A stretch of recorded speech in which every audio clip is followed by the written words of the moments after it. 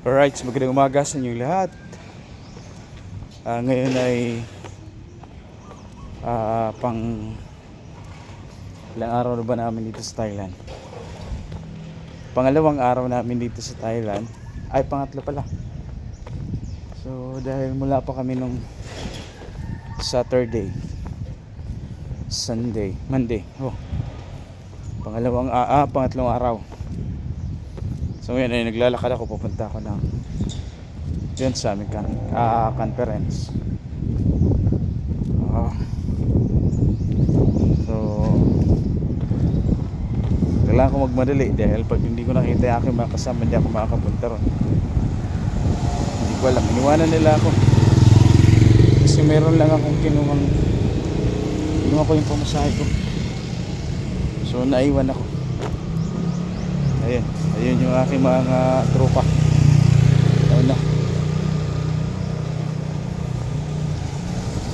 Nauna sa akin. Pero tanaw ko pa naman sila. Ayan, mga gilid-gilid nagtitinda. So yung aking mga kasama nauna sa akin.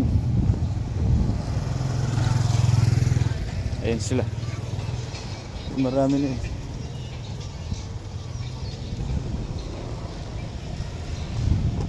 mahirap maglakad dito kasi hindi mahirap maglakad, mahirap yung malamang yung pupuntahan.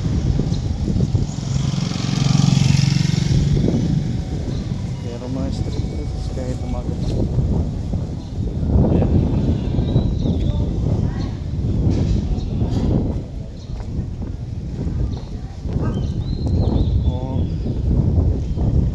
Malapit ako sa kanila, nakikita ko na sila. Yan yung mga tao na yun na marami, yung aking mga kasama.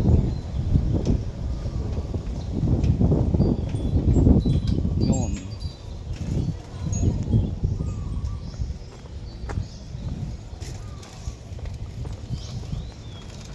Ay, 7-Eleven pala, free delivery. 7-Eleven may nag-deliver ng klase. Dito lang yan sa Thailand. Ano kayang building yan? Ang laki. So papasok na naman kami dun sa creek. Mabaho din dun. Yan din, kagaya rin sa Pilipinas.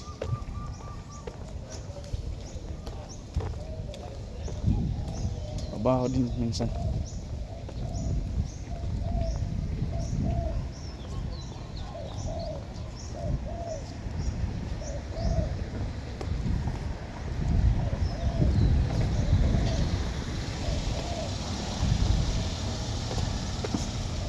Dito na kami liliko, dito ako liliko. Parang shortcut dito.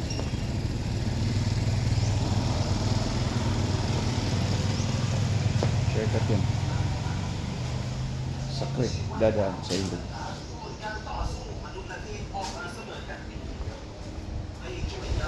Morning, sir. We're passing by. Yan lang alam natin English.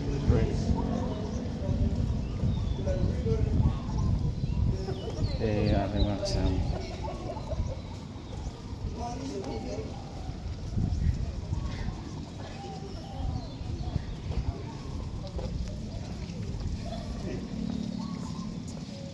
Baho din yung ilog. Baho.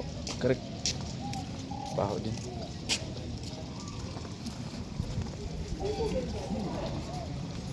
Ngayon yung conference namin hanggang tomorrow. Tomorrow ng afternoon. So hindi lang kayo magtatagal.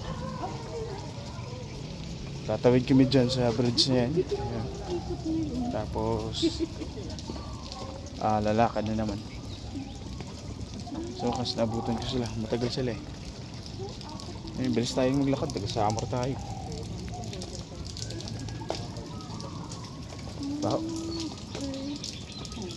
May creek.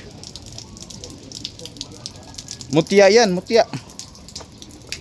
Kapatid, holy water yun.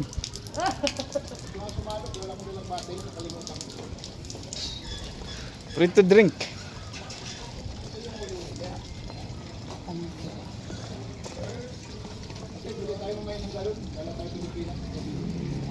Oo nga. Ayun, dapat bumili tayo dun sa 7-Eleven ng tubig.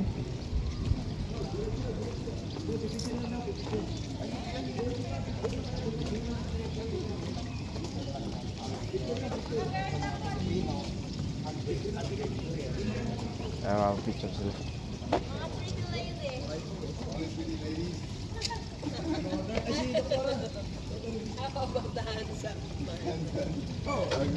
Mga pretty lady daw po, Karine. I was, but you're a girl. It's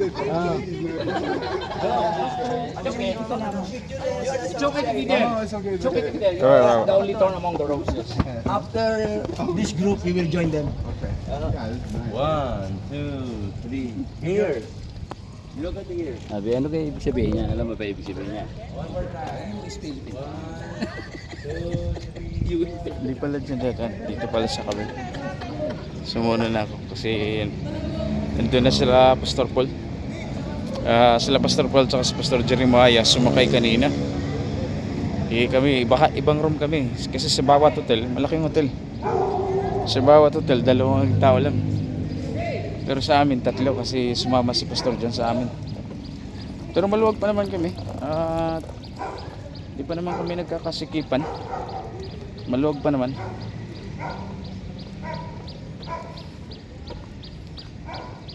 Di namin pinapatay yung aircon eh. Hindi ko dinadala yung susi palabas. Nandun lang, nakasalpak lang. Tapos binubuksan yung aircon para kuwan. Tawag nito, pagpapasok kami. Malamig lang. Iba ang aura dito sa Thailand. Mas mainit dito. Mas mainit kasi sa Pilipinas. Pag hindi ka kuwan, pag hindi ka sanay, iinitan ako lagi. So kaya hindi kami nagpapatay ng aircon doon. Sinadya kong tanggalin yung susi. Pumasok ako sa isang iskinita. Ito kasi dito kasi dumadaan, shortcut to para hindi ka na mamasahe, maglalakad ka lang. Malayo din ang yung lalakarin.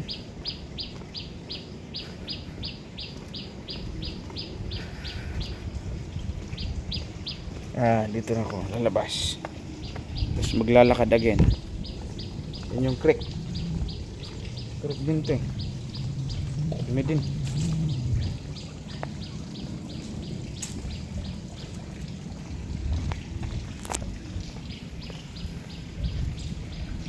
Meron akong kasunod sa babae sa likod ko.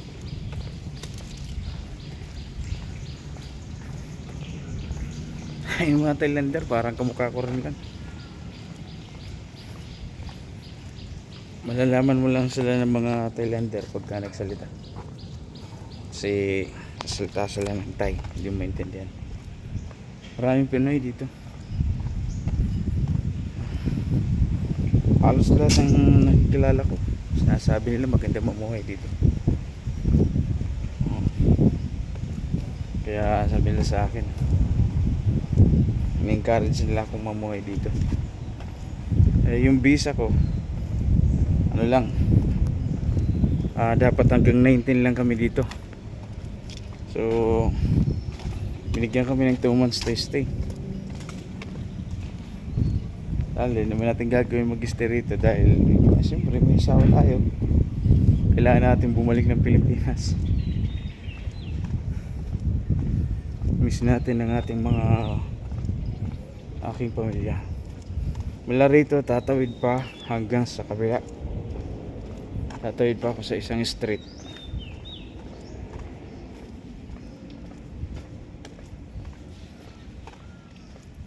Layo. Kaya siguro sila Bishop Paul sumakay na lang. Kasi malayo naman talaga dito, malayo. Ay, tapos walang service kasi. Walang service.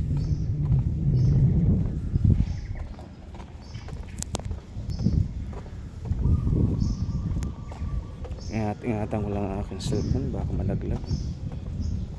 Pag nalaglag yun, taas. Wala tayong kaligayahan. Ayan. Dito hindi ko na alam. Kailangan ko silang antayin. Dito.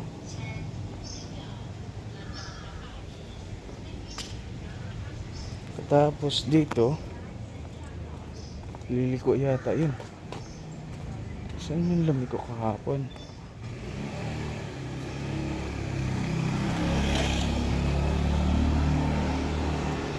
Liliko.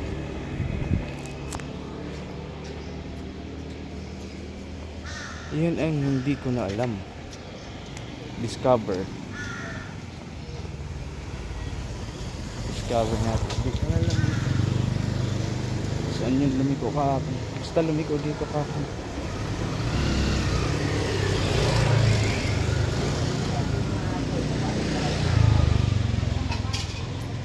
Mga kamukha ko lang yung mga tao rin dito. Mga singkit din. Pagkamali niya akong Thailander din dito.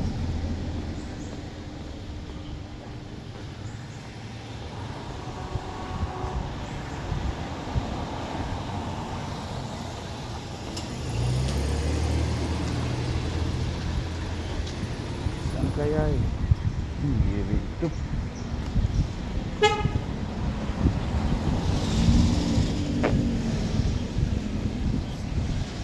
Hindi yata yung sa kabila.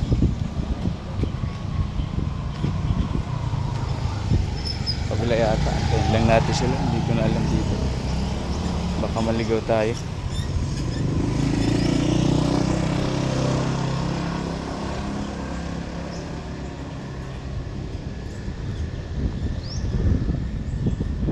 Lapro. Dito sa Lapro. May binas sa kabila po. Maganda lang tayo. May ginang marami kaming maliligaw.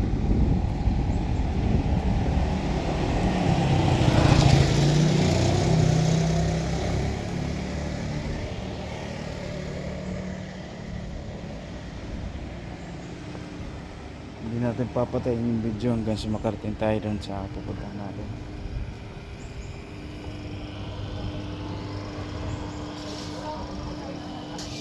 Ang natatandaan ko kahapon,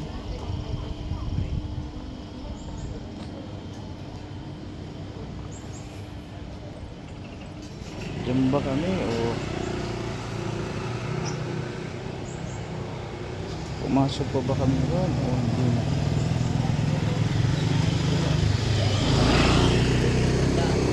Hindi ko na alam.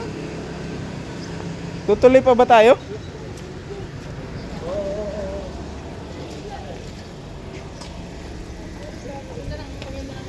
Tatawid pa pala. Parang mas malayo dito. Naglakad ka na po ba? Ay, sis Bombay.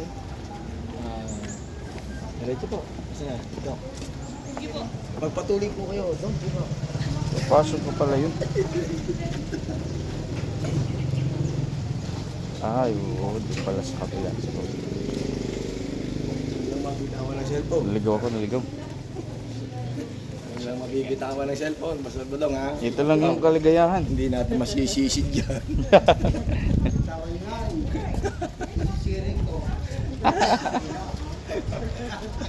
Walang kukuha yan. Mukhang malalim yata yan. Ilalim yan. Hindi na makikita na ilalim. Madumi. Sabagay. Diyan siguro lahat ng dumi.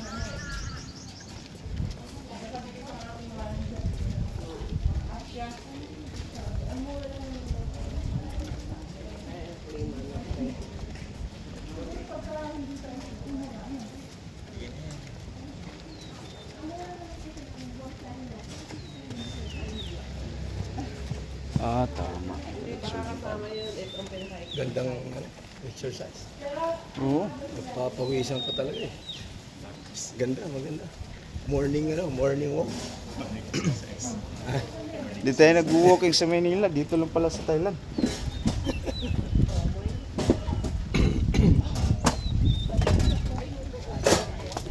Alright, salamat. Bye. Thank you. Dito na kami.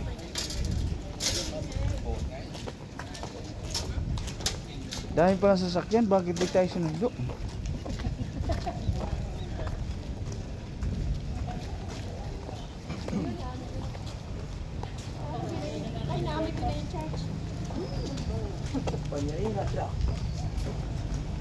Diyan kami kahapon. Yan, Good News Church. Diyan kami kahapon. Yan ang mga kasama. So, sama ko pa kayo sa loob. Para makita nyo ang aming simula doon sa hotel kanina.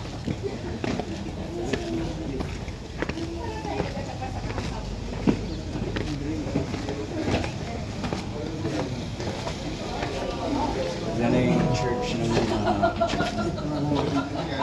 mixed church ito. Kasi halo, hindi lang tayo.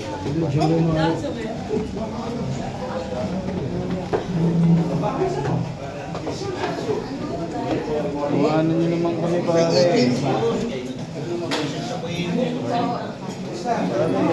Kami pare. Si Mr. Uy, no kami ba?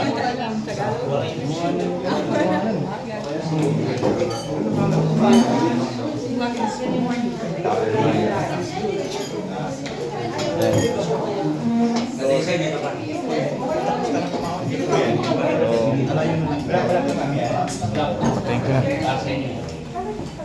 Right, so thank you. Kasi yung security. Bye-bye.